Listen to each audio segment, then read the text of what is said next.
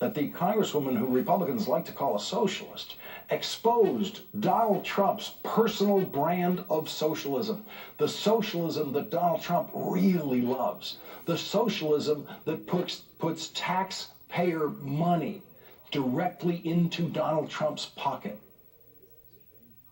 The Trump Golf Organization currently has a golf course in my home borough of the Bronx, Trump Links.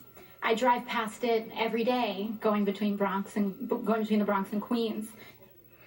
That was the most perfect illustration of House Speaker Tip O'Neill's old line that all politics is local, and it turned out to be the perfect illustration of just how much Donald Trump loves socialism when it's just for him.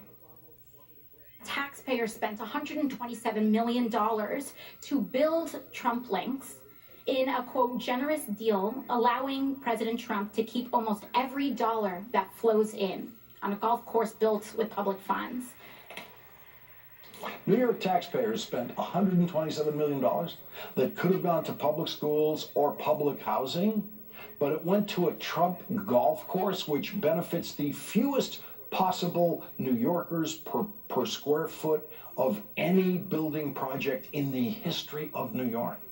And it financially benefits Donald Trump. Tonight, we renew our resolve that America will never be a socialist country. Yeah, Donald Trump is like every other Republican businessman in America who hates socialism, except when the socialism is designed to specifically put money in their pockets, like the owners of professional sports teams who force taxpayers to pay for their stadiums.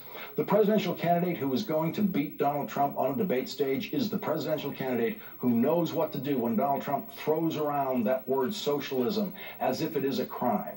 In the final season of NBC's The West Wing, when I wrote the live presidential debate episode, I had Alan Alda throw the word liberal at Jimmy Smits a few times, and then, instead of running away from that word the way Democrats did in those days, instead of being afraid of that word, Jimmy Smits said what I always wanted to hear a candidate say. Republicans have tried to turn liberal into a bad word. Well, liberals ended slavery in this country.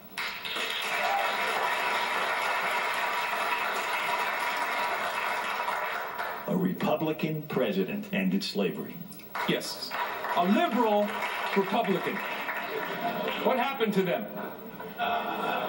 They got run out of your party. What did liberals do that was so offensive to the Republican Party, Senator? I'll tell you what they did. Liberals got women the right to vote.